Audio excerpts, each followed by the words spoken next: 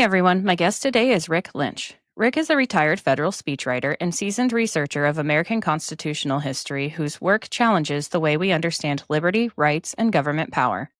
With more than 3 decades spent studying the intentions of the framers, he uncovers the forgotten debates and overlooked economic fears that shaped the Constitution. His book, Money and Liberty, reveals how property and financial security were treated as the true foundation of freedom and why the Bill of Rights was initially cast aside as limiting rather than protective. Drawing on his professional experience in Washington and his lifelong dedication to uncovering historical truth, Rick brings a bold and thought-provoking perspective to one of America's most misunderstood documents. Welcome to the show, Rick. I want to thank you for being here today. Thank you for having me. Yeah. So I was really interested in some of the topics that you're working on right now. And I guess I kind of just want to jump right in it.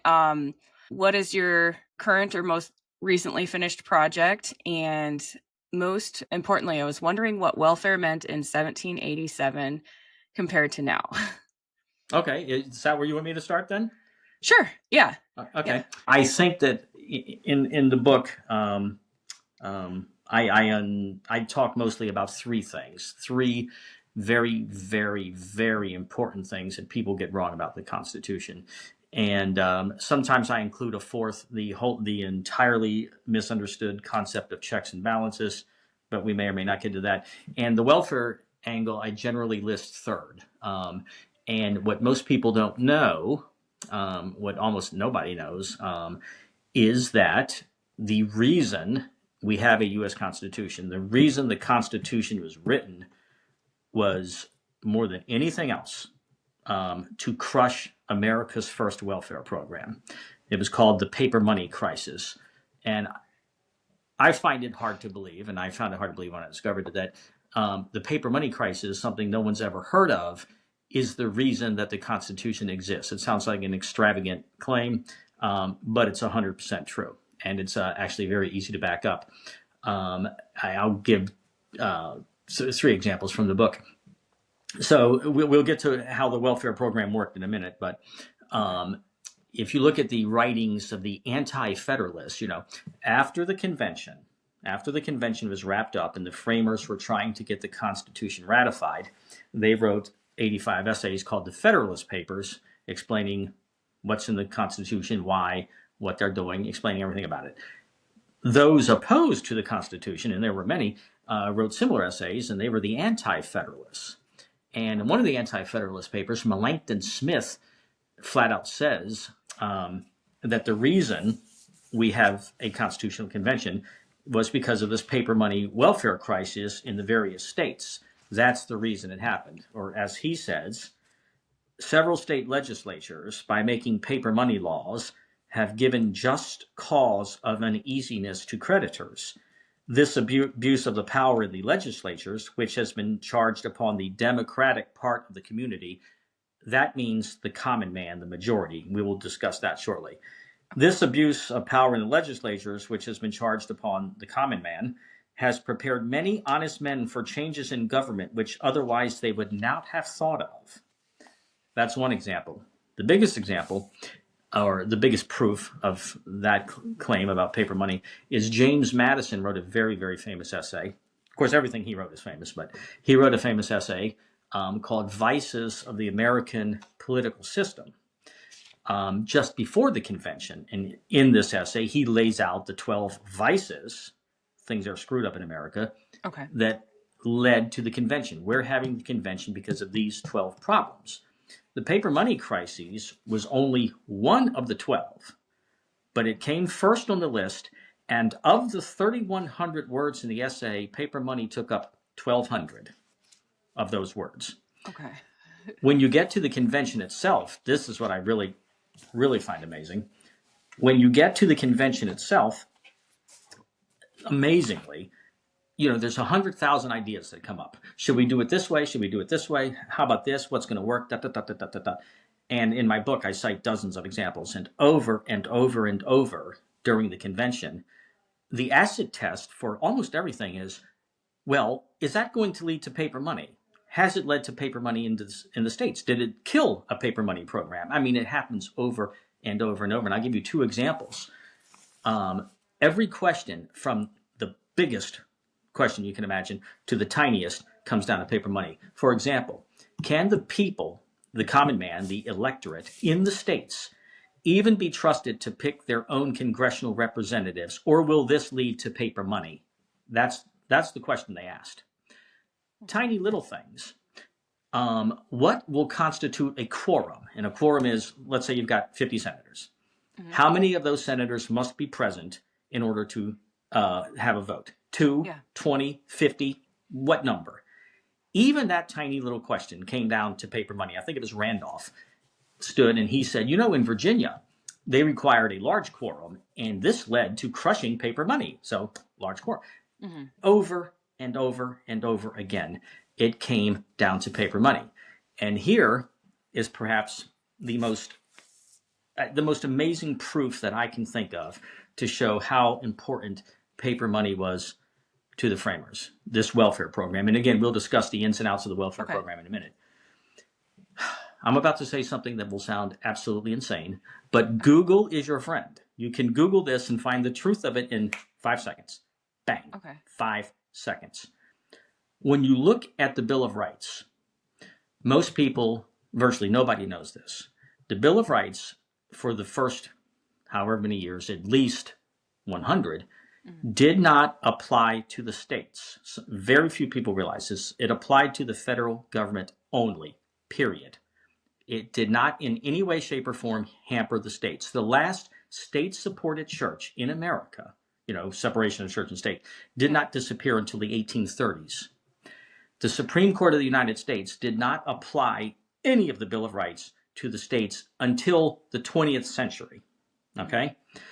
So let me tell you, if you go to Article 1, Section 10 of the Constitution, you will find a very small little list of the things that the states are not allowed to do. We'll get to that in 1 second. But here are the things that the states were allowed to do under the U.S. Constitution. I'm going to quote another author here from the book Novus Ordo Seclorum, which came out in 1985 by Forrest McDonald. Here are the powers that the states have under the U.S. Constitution. Most of the colonies had tax-supported churches. All, except Rhode Island, imposed legal restrictions on various religious sects, and penalties for dissenters, apostates, and blasphemers and idolaters were numerous and severe. The states could establish the mode and manner of religious worship and instruction. They could levy taxes for the support of religion. They could stifle dissent, stifle freedom of the press, of speech, of inquiry. They could regulate food and drink and clothing for the purposes of moral or religious instruction.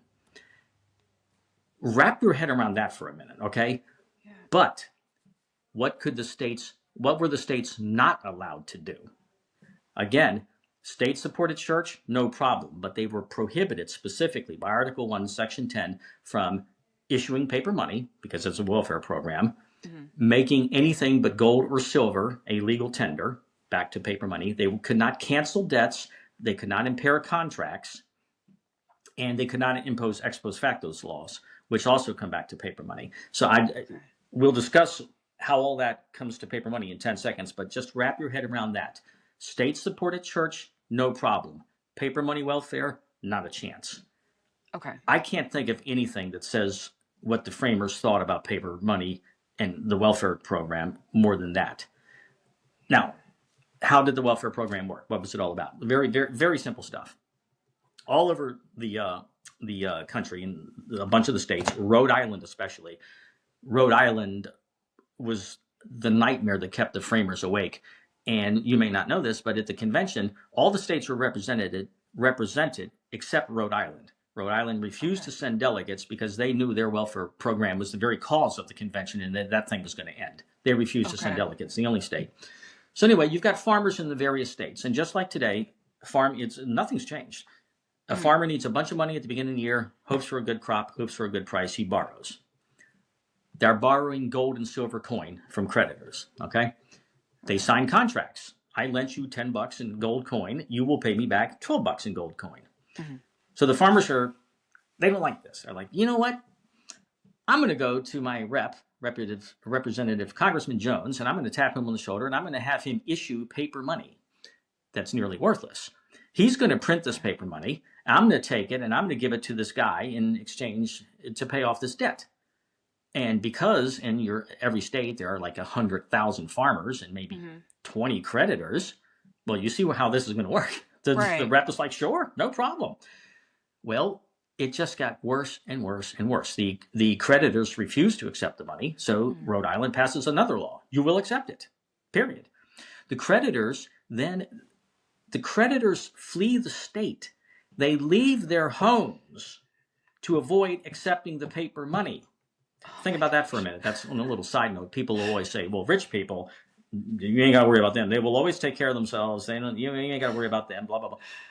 In the face of unchecked democracy, and one of the delegates at the convention said, the problems we face, the reason we're here, is the excess of democracy. We can trace the evils of our problems to the excess of democracy in the various states. This is, the framers did not like democracy. Almost everyone knows that.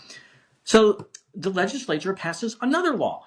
Okay, you fled the state. And by the way, Rhode Island is collapsing at this point. It's turning into a third world hellhole. That's what happens when you chase capital out. Everyone knows that. Rhode Island is becoming an economic basket case. But the legislature passes yet another law. Okay, Farmer Jones, he left the state. You can't give him the money to pay the debt. You walk into a bank, you slap the money on the counter, you go down to the newspaper, you take out an ad saying, hey, I paid off the debt and the debt's canceled. Rhode Island went further still. They just never stopped being slaves to the farmers and giving them every single corrupt thing you could possibly imagine. The first thing they did, they postponed debt collection. They're like, okay, your loan payment's due in January. We'll give you till July. Never mind what the contract says. Yeah. And then they actually canceled debts. And this is why in Article 1, Section 10, remember, the states can tell you what you are allowed to eat and drink for the purposes of moral and religious instruction. But they cannot print paper money, impair contracts, make anything but gold or silver a legal tender, and that's the ex post facto law goes back. You cannot write a law to retroactively change an existing contract. Okay. I just can't. And by the way, the eating and drinking, I don't know if people know this, that's an old thing. Back in the 17 and 1800s, they were called sumptuary laws. And if you dressed too nicely or you ate food that was too rich, it was considered sinful and would separate you from God. So sumptuary laws were a real thing in the 17, 1800s. Especially in New England, you will dress plainly and you will eat plain good food, nothing too extravagant or rich that's sinful and decadent. But again, at the convention, the framers didn't write a syllable, utter a word, or lift a finger to change that state of affairs. But they did bring the hammer down on paper money, America's first welfare program, and that is why we have the Constitution. Yeah. That's a lot to think about. Yeah, no, I think. Yeah, that's I had no idea that they at one point they could control what you were eating and wearing. Yes. That's insane. The states were absolutely free. Their internal police powers were unlimited. Just unlimited. And of course, the people in the various states, they were perfectly fine. They were perfectly fine with that. They controlled their state government. And, that's just the way it was back then. Yeah. And, Virginia was one of the first to come out and say, you know what, state-supported church, no, that's ridiculous. And they killed that program. But in New England, the Puritans and those types, they were much more hardcore. And that's why their state-supported churches lasted a good deal longer. But yes, under the U.S. Constitution, again, you can Google it, the Bill of Rights did not apply to the states. Did not. And the state's internal police powers were virtually limitless. Yeah. That's interesting. To me, it's one of the most fascinating lost facts about the history of to me, it's endlessly fascinating. I would never, the conventional view is we've beaten the British, they're gone, we need a new government. That's why we're doing this. But that's completely, absolutely false. The British final defeat at Yorktown was 1781. The convention came in 1787. We had been operating under the Articles of Confederation for the entirety of the war and those 6 years after the war. Now, the Articles were highly flawed in many ways. But no, it wasn't a case of the British are gone, now we need a new government. We already had a government, and we'd had it for years. The cause of the convention was the paper money crisis. That was the cause. And just generally, the states are just seen as just a little too democratic anyway. And well, I'm sure most everyone knows what the framers thought about democracy. There was the horror of mob rule. So that's what democracy meant to the framers. So, Yeah. Yeah. So how has this morphed into the way it is today? well, If there's even enough time to go through it, like, I guess. how is what more specifically? How is what become what? So how have the powers changed? Well, that is the first. I say there are three and a half things in my book that. The point of the book is if you do not know these three things, you will not know anything about the U.S. Constitution. And that brings me back to the first. I blame the biggest villain for the expansion of federal power, if that's what we're talking about. I blame the Bill of Rights entirely, solely, and completely. So yeah, like why did the framers nearly unanimously reject the Bill of Rights, and Yeah. what does that reveal? So, as I said, paper money was number 3 on the list. Number 1 on my list of the Bill of Rights, constitutional myths. Um, there was no myth more ingrained in the mind of the Americans that the framers or the founders, by the way, the founders, founding fathers and framers, that is two entirely separate and different groups of people. Today, we use them interchangeably, and that is completely wrong, and that is false. We should not use them interchangeably. Those are different groups of people. Some people are indeed on both lists. George Washington is on both lists. Jefferson and Adams are not. Jefferson and Adams are not framers. They were not in Philadelphia writing the framers are the 55 men in Philly writing the Constitution. Okay. That list is inelastic, inflexible. You're either there or you are not.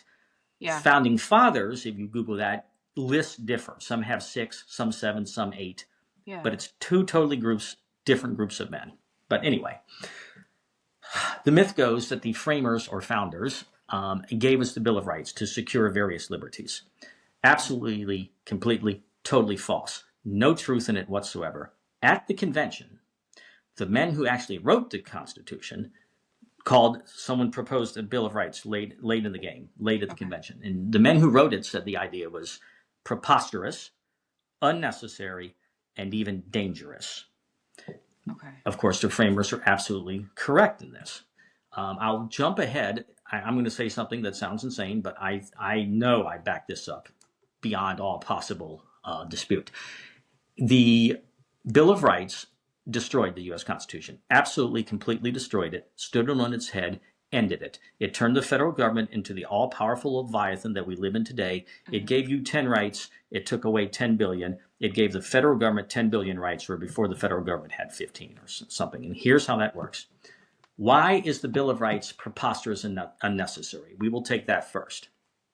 Well, the framers, one way to secure your rights is to write a list. The problem with writing the list is twofold. You're never going to list all the rights. You just can't. Yeah. We have too many rights. You're not going to get them all. Here's what James Wilson said at the convention. Enumerate all the rights of men, ! I am sure, sir, that no gentleman at the convention would have attempted such a thing. Yeah. You have too many rights. Don't write a Bill of Rights because you're going to miss a bunch. That's the first problem. The second problem, the huge problem, okay, we'll stick with unnecessary. Why is it unnecessary? Instead of taking that approach, the framers had a much, much, much better idea. Article 1, Section 8, they're going to write a tiny little list too. Only on the framers' tiny little list, it's not your rights. Okay, the framers have a tiny little list, and that is the powers/rights of the federal government. Article 1, Section 8, the enumeration. The federal government is allowed to have an army and a navy, engage in international diplomacy, have a post office, build post roads, collect tariffs. It's about 25 some powers. Yeah. A boring little list of necessary powers. Nothing on that list is very exciting. If you do not see something on that list, the federal government does not have that power. Article 1, Section 8, you will find nothing on that list about taking your guns, telling you who to worship, suppressing free speech, suppressing a newspaper, promoting a religion. Nothing on there. Every single thing in the Bill of Rights, every single thing was already protected by the enumeration, was already off limits to federal power. everything. Why is the Bill of Rights unnecessary? You're afraid the feds are going to take your guns? Go look at Article 1, Section 8. Yeah. Doesn't mention you don't see the power to take your guns. You don't. You don't see the power to suppress the free speech or da. And I remember the states could do all that crazy stuff, but the feds could not. I think it's pretty clear why the men who wrote the Constitution said the Bill of Rights is unnecessary. Yeah. But why is it dangerous? We touched on it. First of all, you can't write a big enough list to cover all your rights. And secondly, and here's the world we live in today, I am sure you will agree, no one would disagree with that. If you list certain rights, 200, 2,000, you create the impression, you could finish the sentence, I'm sure, you create the impression that those are all of the rights. And that's what the Bill of Rights did. Yeah. Every living, breathing soul on planet Earth, let's take the Department of Education. Is its creation legal and constitutional? Every living, breathing soul on this planet would go to the Bill of Rights and say, let's see. Well, the government can't take your guns. So it doesn't say anything about the Department of Education. Right. The government won't suppress your free speech. Every single thing that the government wants to do today, people go to the Bill of Rights. They look for it at prohibition. They don't find it. The government does it. Yeah. You've heard of Doge and some of the crazy, insane stuff that they have found. $8 million to send your money to Sri Lanka to teach journalists how not to be offensive. If you look at the Bill of Rights, that is absolutely, completely, totally, 100% constitutional, or at least the way the Bill of Rights is misunderstood. I have a quote in there from Franklin Pierce, 14th President of the United States, just to give you. So you see, the Bill of Rights and the enumeration, why I say the Bill of Rights destroyed the Constitution? Before the Bill of Rights, you had 10 billion rights. The government had 10. Yeah. It's the exact opposite. The Bill of Rights and the enumeration, think about it. Clearly, they are two opposite approaches. They are perfectly opposite each other. If you're a Bill of Rights guy, or as I like to say, the Bill of Very Few Rights, what happens? Franklin Pierce, I have a quotation from Franklin Pierce, when he vetoed welfare spending for drought-stricken farmers. Okay? He said, notice how he goes to the enumeration and gets it right. He says, I cannot place my finger on that part of the Constitution that allows me to spend taxpayer money on purposes of benevolence, or however he said it. See, he went to the enumeration. You're not going to find permission for the federal government to take your money to give to drought-stricken farmers in the enumeration. If you go to the Bill of Rights, well, let's see, freedom of speech, freedom of press, doesn't say you can't do it, so you can do it. To me, it's the most profound it is the most profound observation on the U.S. Constitution that can ever exist. The Bill of Rights is entirely, completely, absolutely antithetical to the Constitution and simply destroyed it. Yeah. Period. The federal government has all the powers on earth because people believe in the Bill of Rights. The men who wrote the Bill of Rights said, no, bad idea. And they named those reasons. And lo, it looks like they were correct. If there's time and if you want, because there's another fascinating political story. How did the Bill of Rights end up being written if the men who wrote the Constitution thought it was a very bad idea? Right. Yeah, I am curious about that. So it seems like the Bill of Rights just created loopholes for the government to do what it wants. That's one way to put it. Or again, it created the impression, you want to find your rights? Look at the Bill of Rights. There they are. Yeah. That's it. That's what you get. The government gets everything else. And again, before the Bill of Rights, you had 1 billion rights. Government had 10. I'm making these numbers up. But after the Bill of Rights, you've got 10. Government's got 1 billion. Yeah. I don't know if there are a few public intellectuals today that I'm reading their words and they scared the hell out of me because I'm the only person in the world where you're going to hear this. Okay. And they scared me because they almost got it. But both of them went on at length about why the Bill of Rights is unnecessary. They got that part right. And they had all their proper quotations. They got that part right. But you know what both these people did? They both went on to say, thank God for the Bill of Rights, though, anyway, because, that whole enumeration thing, that enumeration doctrine has been gutted and ignored, et cetera, et cetera. So thank God for the Bill of Rights, because now at least we have these rights. And if not for the Bill of Rights, we wouldn't have any. And I'm like, I get such a headache. I'm like, wait a minute. Why is the enumeration gutted and forgotten and thrown in the trash? Because of the Bill of Rights. You you so and so. Yeah. Yeah. They get the second part right. Yes, the enumeration is worthless garbage. It was thrown in the trash at least 100 years ago, Hmm. and that's because of the Bill of Rights, Yeah. creating this confusion. Yeah. It's amazing to me. It's amazing. Yes, the enumeration no longer exists. Thank you, Bill of Rights. That's why the Yeah. enumeration is garbage, trash, and forgotten. When G. Gordon Liddy, I don't know if you know who he is, a big radio guy, conservative radio guy. Okay.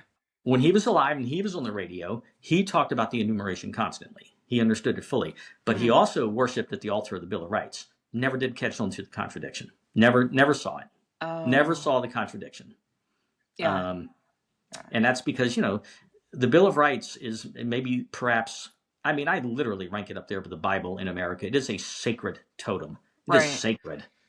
And it is a sacred totem. And um, it takes some thought. You have to have an open mind. You have to realize what a terrible thing it is. And it is a terrible thing. Yeah. All right. So what is that? What is it? The other story that you had?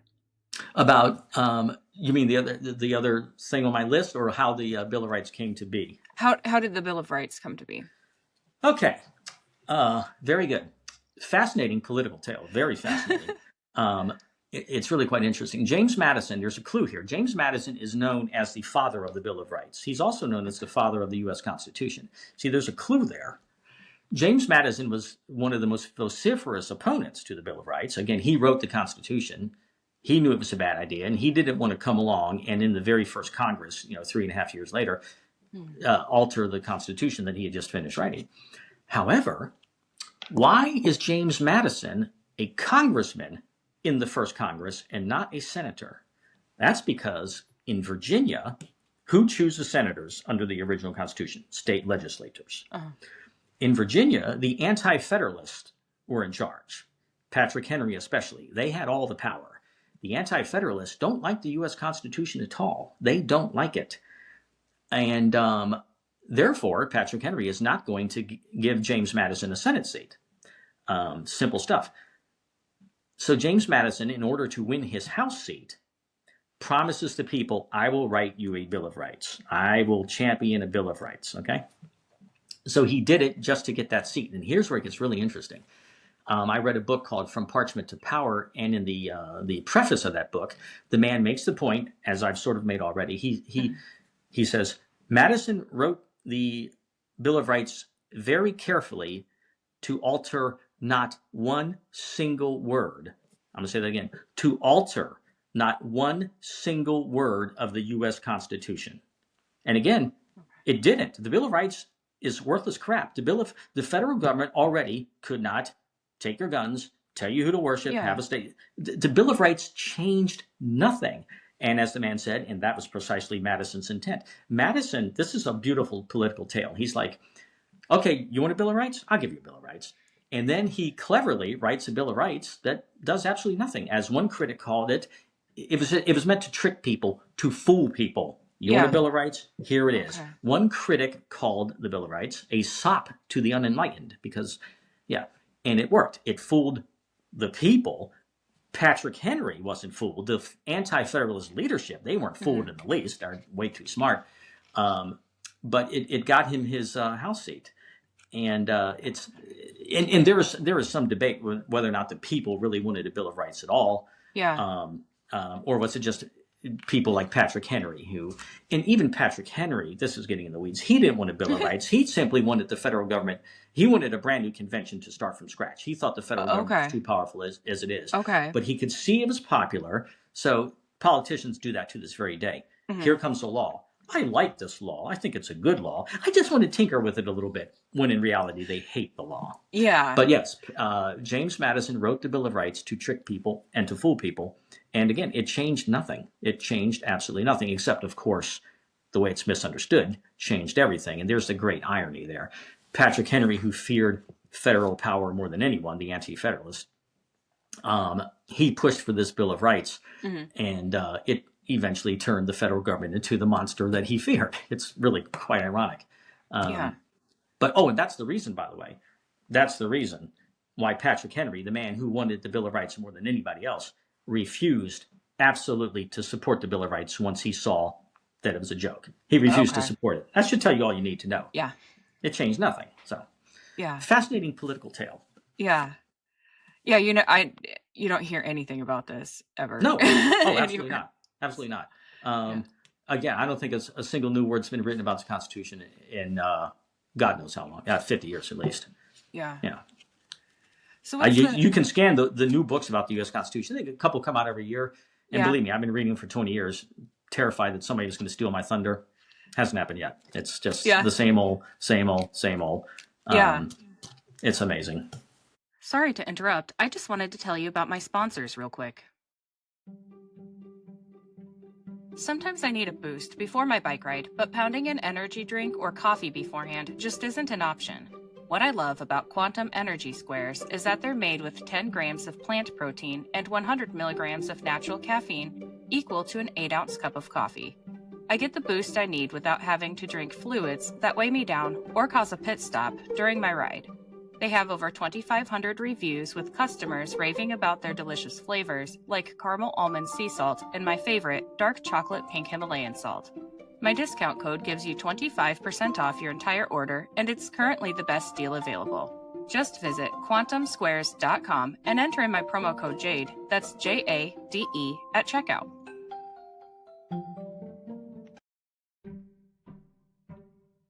Sometimes I get on a roll cleaning or gardening, and I need a boost but don't have time for a meal. Big Fork Brand's pork jerky is the perfect choice to keep my momentum, offering high-protein snacks for on-the-go energy boosts. Not only do they offer pork jerky, but they also make pork sticks, bacon sausage, bacon hot dogs, and burger and hot dog sauces. Products come in a variety of delicious flavors, including Thai green curry and maple and brown sugar for the meat options, and gangster and Chicago fire for the sauces. I personally think the original flavor of the pork jerky hits just right after tackling a big chore. It's a little salty and very flavorful. My discount code gives you 20% off your entire order, and it's currently the best deal available. Just visit bigforkbrands.com and enter in my promo code JADE, that's JADE, at checkout. Are you looking for a gift for a music lover, or maybe some apparel to show off your quirky side? Old Glory has you covered. With over 300,000 officially licensed items covering music, sports, entertainment, and pop culture, you're guaranteed to find the perfect item. They even have seasonal gear. My husband enjoys the Beatles and Led Zeppelin apparel, and I love the Billy Idol apparel. I even found items for my fellow plant enthusiasts. This family-owned superstore is known for their quality and customer service, offers free standard shipping on all orders, and orders are shipped the same day you purchase. My discount code gives you 15% off your entire order, and it's currently the best deal available. Just visit oldglory.com and enter in my promo code JADE, that's JADE, at checkout. Yeah. Do you have your book next to you? Oh, yes. Yeah, yes, can indeed. You show it up? Or, show it off for the audience. Available everywhere, as they say. Money and Liberty, How the Framers' Obsession with Protecting Your Money Shaped the Constitution. Now, we've talked about the money. I always say there are 4 things in the book. Okay. Bill of Rights is number 1. Mm-hmm. Money is number 2. Paper money is 3. And the checks and balances is 4. So I guess now it's time for money. Yeah. Okay. So I remember, I got started on this journey 30 years ago. Okay. Because of the money. I was in college, and we were reading this book. It was about 30 years ago. We were reading this book, The People Shall Judge. Okay. Which is nothing but original letters, essays, et cetera, et cetera. There's no author to this book. There are hundreds of authors. John Locke, Hume, Madison, Jefferson. That's all it is. It's quotations from those who shaped American political thought. Mm-hmm. And I'm reading the words of the founders and the framers, again, 2 different groups, and endlessly and obsessively, all they talk about is property. And to my uneducated mind, that meant landed estates. And I get it. Back in the day, your land was your sacred this and that, and it tied you to your ancestors, blah, blah. Okay. And I was like, okay, that's all outdated stuff, right? Yeah. Yeah, that's all outdated. But the professor, I will never forget this. It's my road to Damascus moment, changed my life. The professor held up his finger and he said, remember, money is property. And suddenly I'm like, wow. So then I start looking at these quotes and I find let me give you some juicy quotations. The framers, first of all, one author noted that the framers almost always speak of property / money in starkly religious tones. Okay. That's very true. Another author said the framers had a nearly religious respect for property. Strike the word nearly, okay? There's nothing nearly religious about it. It's okay. Mm-hmm. The framers themselves, one of my favorite is John Adams. The moment the idea is introduced into society that property is not as sacred as the laws of God, anarchy and tyranny commence. At the convention, speaking of paper money, one of the delegates said, granting the federal government this power would be as alarming as the mark of the beast in Revelation. Starkly religious tones again. Another great John Adams quotation says that property during the French Revolution, because they're going mega Democrat there, it's a democracy. It's becoming a pure democracy. And John Adams said, they will soon find that property is as the lamb committed to the world. The lamb committed to the world is straight from the Bible. In the Bible, the lamb committed to the world, the lamb is Jesus. In John Adams, the lamb is money. The framers are absolutely obsessed with property, and it comes from Locke, John Locke, 1600s Scottish philosopher. And they wrote about money in the Federalist Papers more than 17 times as often as they wrote about your rights, the big three rights of the First Amendment. More than 17 times as often, this one single right. Yeah. When I went down this path, it quickly became apparent to me, very quickly, again, to the modern American mind, we've grown up being taught that those dirty, filthy, sweat-stained dollar bills in our pocket, it's grubby, it's mere commerce, et cetera, et cetera, et cetera. That's how we've been taught, okay? But I think that if you think about it for just a little bit, you'll see that there's absolutely nothing whatsoever radical, crazy, or insane about money being a sacred gift from the Creator. By the way, we'll get to taxation in a moment, which is entirely legitimate. People hear money is sacred and they go off the rails, but we'll get to that. The modern American credo that we all live by, and it's one thing that's true about America, I believe in it, you've got the right in this country to be 100 million revolting, disgusting, sickening, terrible, awful things, as long as you're not hurting other people. There's no behavior so bizarre, so abhorrent, so strange that it's, against the rules, okay? Yeah. You are free to do what you want as long as you're not harming others. How is it that if Joe over here says that all he wants to do all day is burn copies of the Bible, urinate on the flag, spit on your culture and your country and this and that, and worship a tree stump, he can do that, and we say, that is his right. He is not harming me. I stand over here and say, I just don't want my money going to Sri Lanka. Yeah. How many people believe that is a sacred right?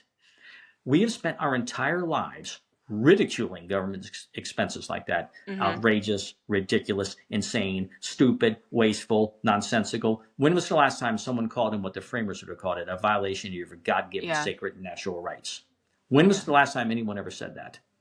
Your money, if you want to get deep and philosophical about this, and I don't even think it's necessary, but John Locke said, and he made some good points, your property, your money, is created by your mind, your body, your soul, and your hands. This is yours. It was created by your mind and your soul. I think that people see this clearly enough. If you picture somebody going off grid with an axe in his hand and building a cabin and raising chickens and growing corn, we all see, who does that corn belong to? What human being could ever have a right to that corn but that man? We all see that very, very clearly. If, however, I take my God-given talents to, IBM, and I analyze spreadsheets for 40 hours a week, people seem to think that, no, again, government sending your money to Sri Lanka is wasteful, but, that's just, that's just the price of doing business. And government's necessary. So to taxation, because a lot of people, the first thing they say is, oh, so we don't have to pay taxes? No. See, your sacred right to your money is absolutely identical to your sacred right to free speech. When you enter into civil society, every single one of your rights is compromised. I'll give you some examples. You have the right to free speech, yes, but you do not have the right in civil society. When civil society, you left the state of nature and you want the blessings of government. Because in the state of nature, I'm sure you've heard, life is nasty, brutish, and short, said David Hume. Okay? You enter in civil society, your rights are compromised. You have the right to free speech, say the government is terrible. You do not have the right to show up at 4 a.m. in front of the old folks' home with a sound truck and a bullhorn and start screaming that the government's terrible. Your rights are compromised. I have the right to self-defense. I do not get to take my fully loaded machine gun and lay it on the defendant's table in front of me as they read the verdict in my murder trial. Right. Okay? Your right to self-defense is all of your rights are compromised. Only minimally and when necessary, however. Okay? In the examples I just gave you. Why is it that when we enter into civil society, people believe that their rights to their property are simply 100% totally, absolutely up for grabs? Any congressman or senator anywhere on earth can claim as much of your money as they want for any reason whatsoever at any time whatsoever, period. They can take every single penny that you have earned and ever will earn and do whatever they want with it. That is the way we view property today. No rights attached to property whatsoever. None. And again, we've all seen the list. I could go on for days. Sending my money that I earned to Sri Lanka to give to a journalist for any reason whatsoever, that is a violation of my sacred natural rights, period. And one last thing about property. I'm always amazed. The Kelo decision, it went to the Supreme Court about 10 years ago. Every 10 years or so, this just proves beyond any doubt how misunderstood property rights are. The Kelo decision involved taking private land, I think it was in New Jersey, for a casino, whatever. Someone was going to take private land. The government took it to give to another person for a casino, okay? Yeah. There were 150 trillion essays written about the Kelo decision because as a violation of property rights. It was the first time in my entire life I'd heard a discussion of property rights. But you notice, only when I used to think property meant land. That's what people still think today. Someone took land in New Jersey and suddenly we're talking about the violation of property rights, which it is. Yeah. But all day, every single day, the federal government seizes your cash in staggering sums that are simply incomprehensible to the human mind, seizes your private property and gives it to somebody else for any reason whatsoever. When was the last time you saw a news article about the violation of your property rights because your money went to Sri Lanka? I'll tell you when. Never. Never. Yeah. People don't understand property rights. Read my book, please, and you will understand property rights.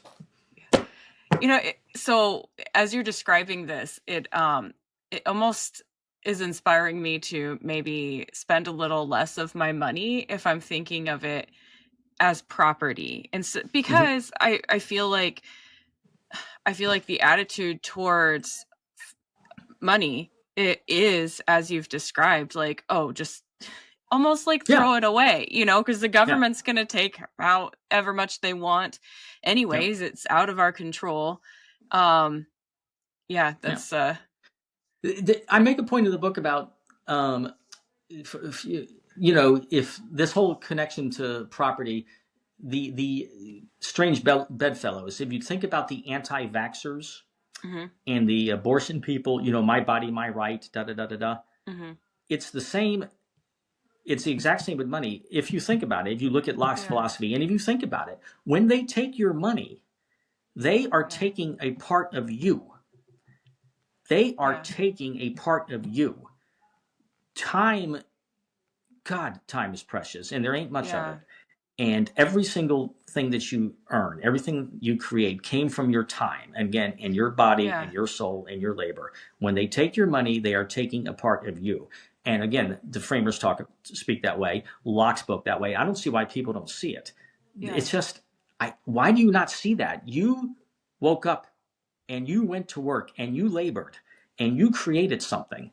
Yeah. And now they're going to take that something and give it to a journalist in Sri Lanka. How in the name of God is that permissible? Right. And the book, another one I cite in the book, I always cite it because it's funny. You may not remember this. 20 years ago, when Hillary was a senator, Chuck Schumer and Hillary wanted to take your money for a Woodstock concert. They wanted people in California to go to work and to labor so that Hillary could take that person's money and give it to a friend of hers so she could create a museum in New York State. How in the name of God is that even legal? Why would anybody ever put up with that? I understand. I think we can all see they take your money and they establish a post office. I think we can all see, fine, okay. Yeah.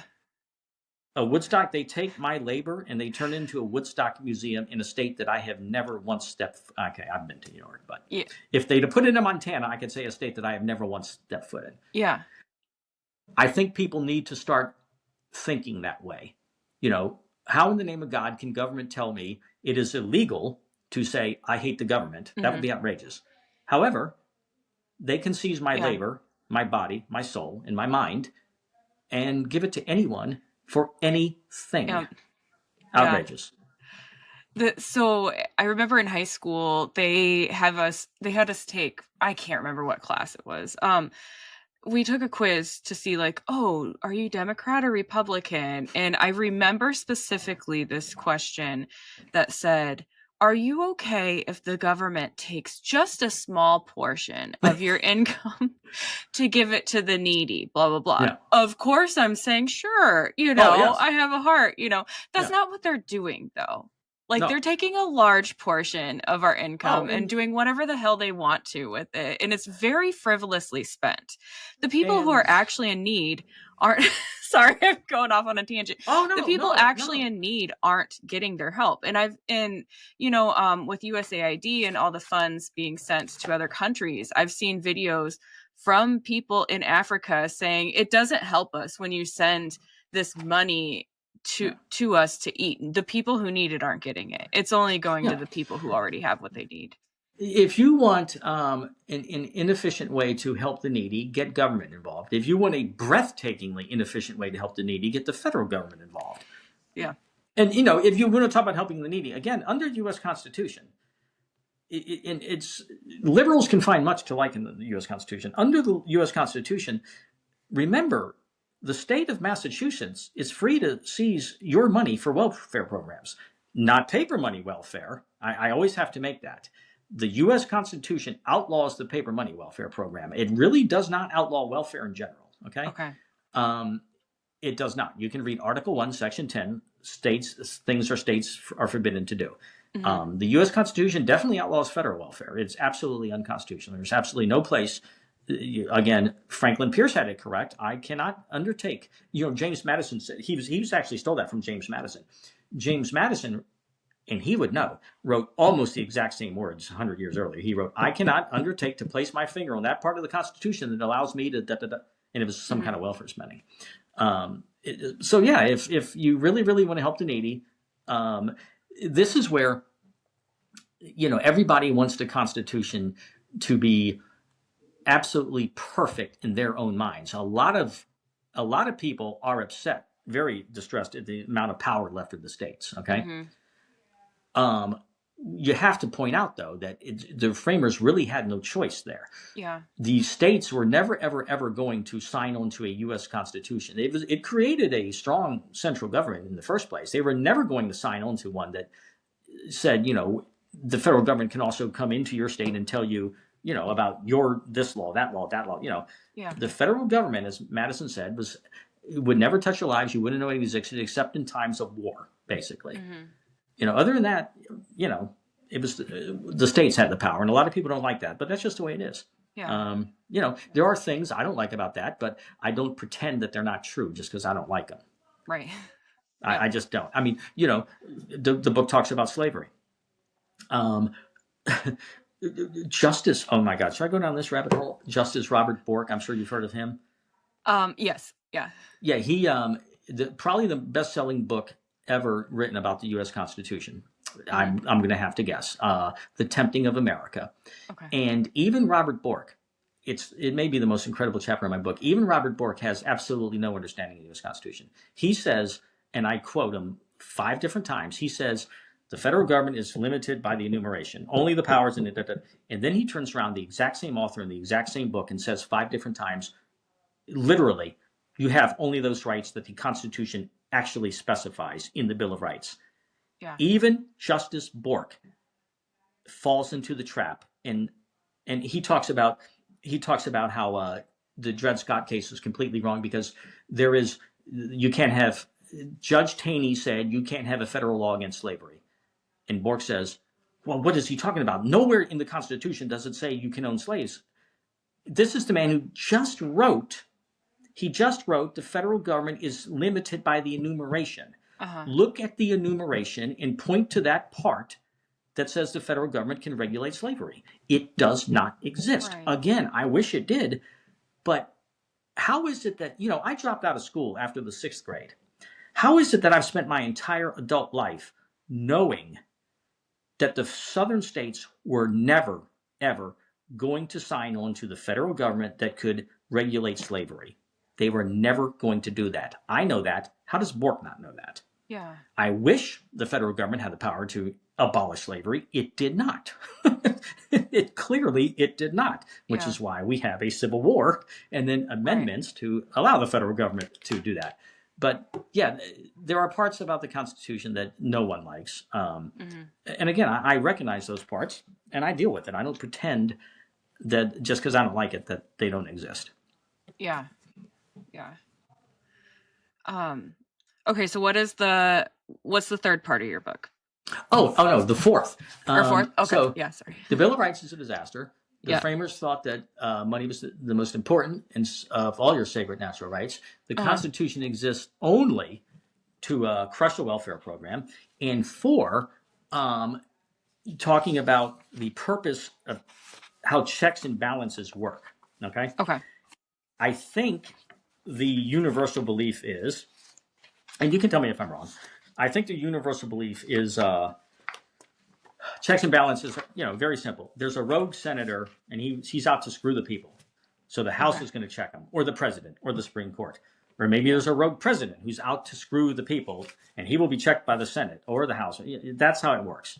Yeah. We want the government checked from doing bad things, from trying to screw the people. And darn it, I don't have the quotations in front of me, but I have 2 fabulous quotations from Jefferson. He was not a framer, but still knows of what he speaks. Yeah. Jefferson and Madison. Okay. No. Completely and totally misunderstood.